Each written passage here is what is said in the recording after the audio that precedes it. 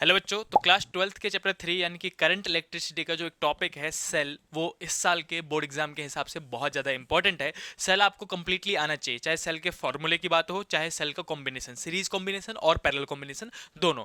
लेकिन जो most important derivation है वो आप भी जानते हो, आपने बहुत बार प्रैक्टिस किया भी होगा, वो है पैरेलल कॉम्बिनेशन ऑफ सेल, जो कि मैं आपको इस वीडियो में करके दिखाऊंगा। और इस वीडियो के बाद आपको पैरेलल कॉम्बिनेशन ऑफ सेल का जो डेरिवेशन है वो ईजिली रट जाएगा, ईजिली समझ में आ जाएगा।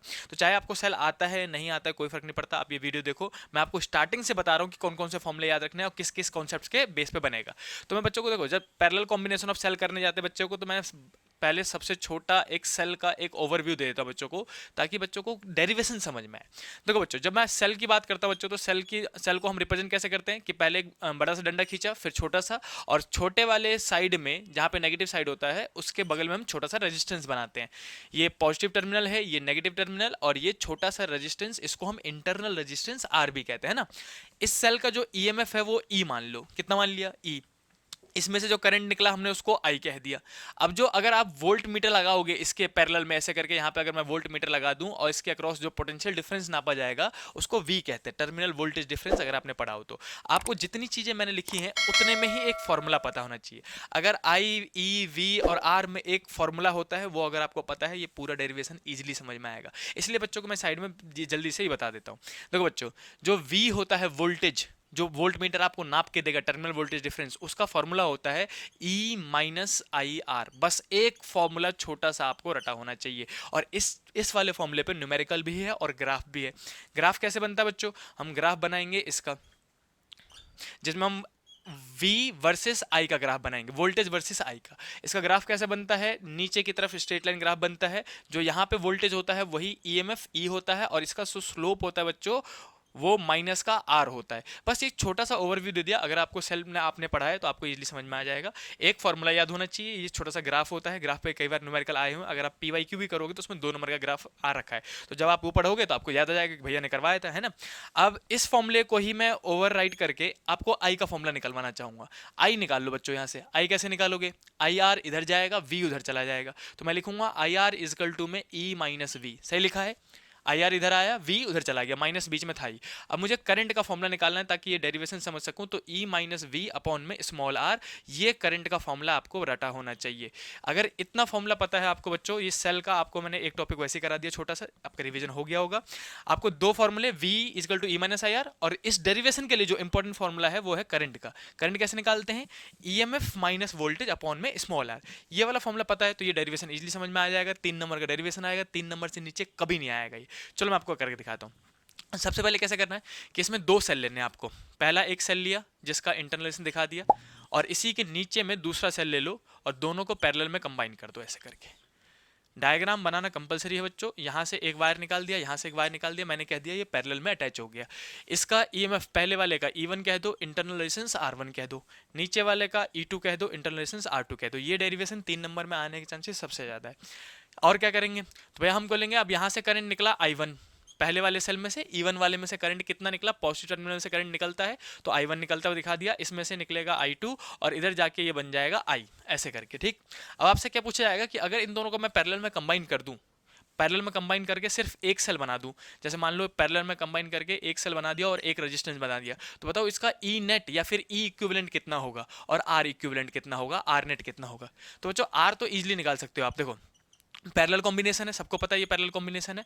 पैरेलल कॉम्बिनेशन में आर नेट कैसे निकालते हैं, बटरफ्लाई मेथड लगा दूंगा मैं, R1 R2 अपॉन में R1 प्लस R2। ये फॉर्मूला रटा ही होगा आपने, पैरेलल कॉम्बिनेशन ऑफ रेजिस्टेंस करा होगा तो उसमें 1 अपॉन में करते हैं, हमने बटरफ्लाई मेथड लगा दिया, तो आर नेट तो सीधे निकल जाता है। बस आपको निकालना क्या है, किसका डेरिवेशन करना है, ई नेट का, जिसमें से करंट कितना निकल रहा है, अब फाइनल वाला करंट आई। तो ये मैं एक्स्ट्रा मैक्सिमम समझा समझा कह रहा हूँ, लेकिन ये डेरिवेशन अब जितना मैं करवाऊँ उतना रट लेना, और आप लास्ट तक टिके रहो, मैं कहता हूँ आपको तुरंत चुटकियों पे याद हो जाएगा डेरिवेशन। सबसे पहले क्या था कि आपको डेरिवेशन याद होना चाहिए। डेरिवेशन कैसे याद करोगे, सबसे पहले आपका आएगा डायग्राम।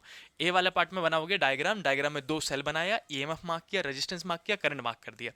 दूसरा, अब इसका डेरिवेशन स्टार्ट करने के बाद ये वाला डायग्राम बनाना जरूरी नहीं है, ये मैंने आपको समझाने के लिए बनाया।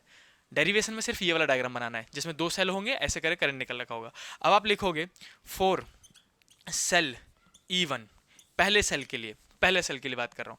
पहले सेल के लिए जो करंट होगा आई, सिंस वी नो दैट, हम ऐसे लिखेंगे सिंस वी नो दैट, हम जानते हैं कि सेल के केस में करंट का फॉर्मूला होता है जो मैंने वहाँ लिखा था ई माइनस वी अपॉन में आर।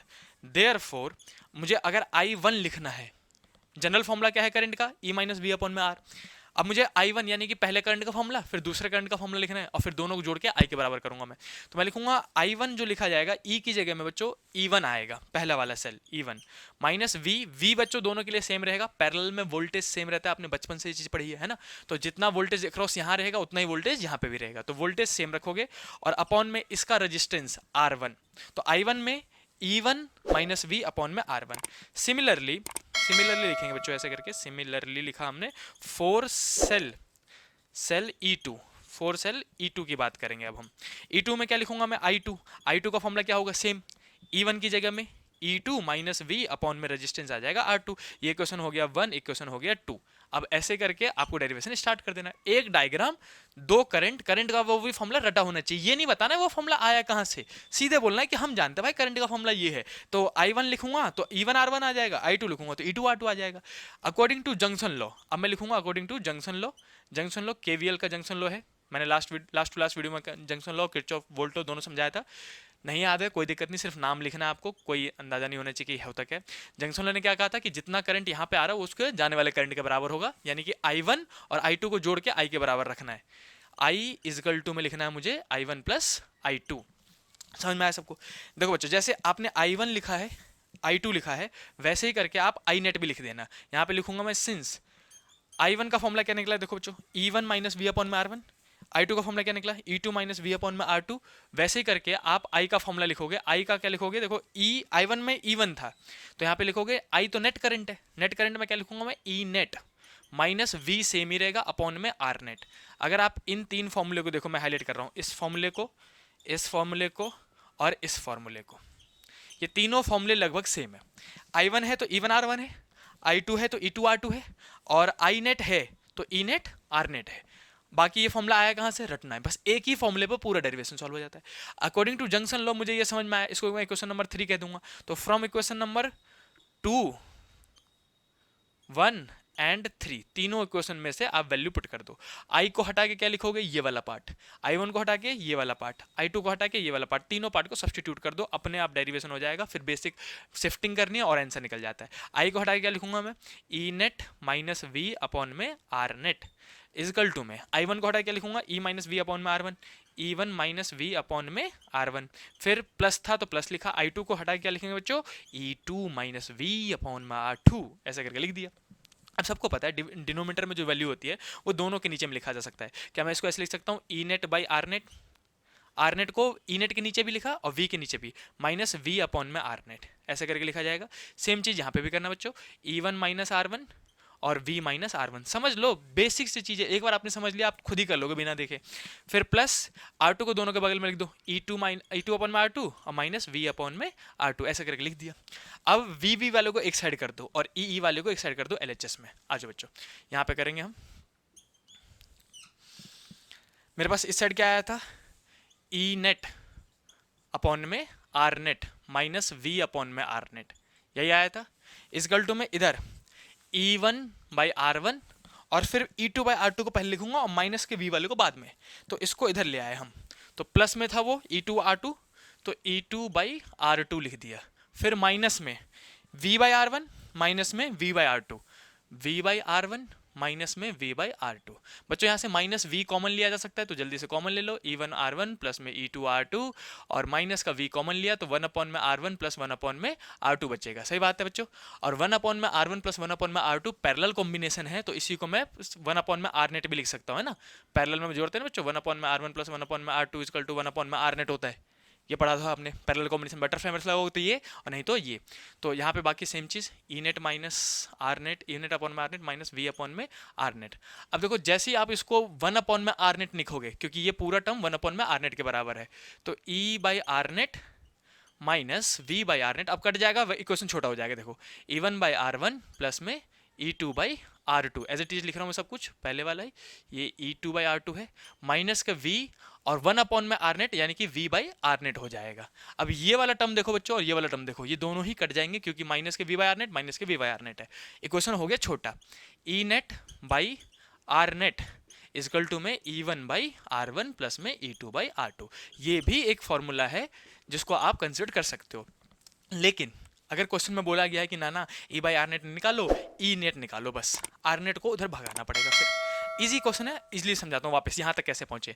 हमने पहले क्या एक डायग्राम बनाया, 2 सेल लिए, फिर करंट का फॉर्मूला हमें रट के रखना है। करंट का formula E minus V by R one होता है, तो आई वन के लिए E1 बाई आर वन लिया और E2 बाई आर टू लिया, माइनस के v दोनों में कॉमन रहेगा। सेम चीज आई नेट के लिए ई नेट माइनस वी अपॉन में आर नेट लिया, फिर जंक्शन लगता है तो हमने कहा कि दोनों करंट जुड़ के आई बन जाएगा, तो यहाँ पे ये लिखा और उसमें वैल्यू सब्स्टिट्यूट किया। सब्स्टिट्यूट करते ही अलग अलग लिखा, माइनस के v को एक साइड करा और माइनस के v कॉमन लेते ही आर नेट बन गया, आर नेट से आर नेट कट गया। इतना तक हमारा समझ में आ गया, राइट। इसके बाद बच्चों अगर ई नेट निकालना है तो मुझे पता है आर नेट को उधर भगाना पड़ेगा, है ना। तो मैं क्या करूंगा, ई नेट इजकल टू में इसको बटरफ्लाई मेथड से सॉल्व कर दो। बटरफ्लाई मेथड क्या होता है बच्चों, अगर पता है तो बहुत बढ़िया, नहीं पता तो मैं बता दे रहा हूँ। नीचे वाले को आपस में मल्टीप्लाई करो, इसको इधर इसको इधर, समझ रहे हो। इन दोनों को आपस में मल्टीप्लाई कर दूंगा मैं, एलसीएम ले लूंगा तो मल्टीप्लाई हो जाता है। आर वन इंटू में आर टू, ये इसके पास आ जाएगा, ई टू आर ई वन के साथ, ई वन था ये बच्चों, ये E1 के साथ R2, ये इसके साथ, समझ रहे हो। फिर बीच में प्लस था तो प्लस और माइनस हो तो माइनस, प्लस लिखा हमने, और ये इसके साथ चला जाएगा E2 R1। इसको हम कहते हैं एलसीएम लेना या फिर बटरफ्लाई मेथड लगाना। यहाँ पे जो आर नेट था वो इधर डिवाइड में था बच्चों, इधर जाएगा तो मल्टीप्लाई में हो जाएगा, राइट। मल्टीप्लाई में लिखूंगा मैं यहाँ पे आर नेट, लेकिन हम आर नेट के फॉर्मूला पहले लिख चुके हैं, तो सिंस मैं लिखूंगा कि मुझे पहले से पता है आर नेट का फॉर्मूला R1 R2 अपॉन में R1 प्लस R2 है, ये हमें पता है, तो इसकी वैल्यू हम सब्स्टिट्यूट कर देंगे और ई नेट निकालेंगे। ई नेट इजकल टू में E1 के साथ R2 था, E2 के साथ R1 था, अपॉन में R1 R2 यहाँ पे था, राइट। इनटू में आर नेट की जगह में इसको हटा के, आर नेट को हटा के ये पूरा लिखूंगा मैं, R1 R2 अपॉन में R1 प्लस R2। फिर से कटेगा, फिर से क्वेश्चन छोटा हो जाएगा। देखो ये वाला टर्म सेम सेम है, ये कट जाएगा। तो ई नेट का फॉर्मूला जो निकलता है बच्चों, 1 के साथ 2 आता है, याद कर लो, E1 R2 plus E2 R1, और नीचे में क्या बच गया, ये वाला प्लस वाला सीन, तो नीचे में आएगा R1 प्लस R2। ये है ई नेट का फॉर्मूला। बच्चों ये 2 फॉर्मूले हैं और सबसे ज़्यादा कॉमन फॉर्मूला पूछा जाने वाला ये है कि यहाँ तक डिराइव करके दिखाओ, ये पूरा डेरिवेशन 3 नंबर में आएगा। E net bye are net में आपने फ्रैक्शन निकाला था, लेकिन आपने यहाँ पे सिर्फ ई नेट यानी कि फाइनल मैग्निफिकेशन निकाला है, यानी कि यहाँ पे जो ई नेट आएगा, ये जो दोनों को कंबाइन करके एक सेल बना दिया आपने, तो ये E1 R2 plus E2 R1 upon में R1 प्लस R2 के फॉर्मूले की मदद से ई नेट निकाल सकते हो, और आर नेट यहाँ से निकालोगे। तो चाहो तो आप इसका जल्दी से स्क्रीनशॉट ले लो। अब बच्चों आज ही इसे प्रैक्टिस कर करके देखना, बिना लिखे। अगर आप सोच रहे हो कि मुझे समझ में आ गया, भैया ने समझा दिया, तो ऐसा कुछ नहीं होगा, आप कुछ दिनों बाद भूल जाओगे। तो जैसे अभी मैं कह रहा हूँ, अभी वीडियो को पॉज करो, एक बार लिख के देखो कि क्या आप लिख पा रहे हो। कोई मिस्टेक हो तो उसको वापस देख के दोबारा सुधार लो। आज के दिन ही 1 से 2 बार लिख के देख लो, आपको रट जाएगा। एग्जाम की तैयारी करनी है, 90+ स्कोर करना है। और भी कोई दिक्कत आए तो आप चैनल पर कमेंट करिए। अच्छा लगता है वीडियो तो लाइक करके सब्सक्राइब करो, और दोस्तों को भी शेयर करो ताकि ज़्यादा से ज़्यादा बच्चों को फायदा हो सके और हमारा चैनल भी ग्रो कर सके। कोई भी दिक्कत हो आप सीधे कमेंट कर सकते हो, मैं आपकी पूरी हेल्प करने की कोशिश करूंगा। हर ऑल्टरनेट डेज पे नहीं तो रेगुलरली कोशिश कर रहा हूँ, लेकिन ऑल्टरनेट डेज पहुंच जाता है वो। तो जितनी हो सके हम आपकी पूरी मदद करेंगे। मिलते हैं नेक्स्ट वीडियो में, तब तक के लिए बाय बाय।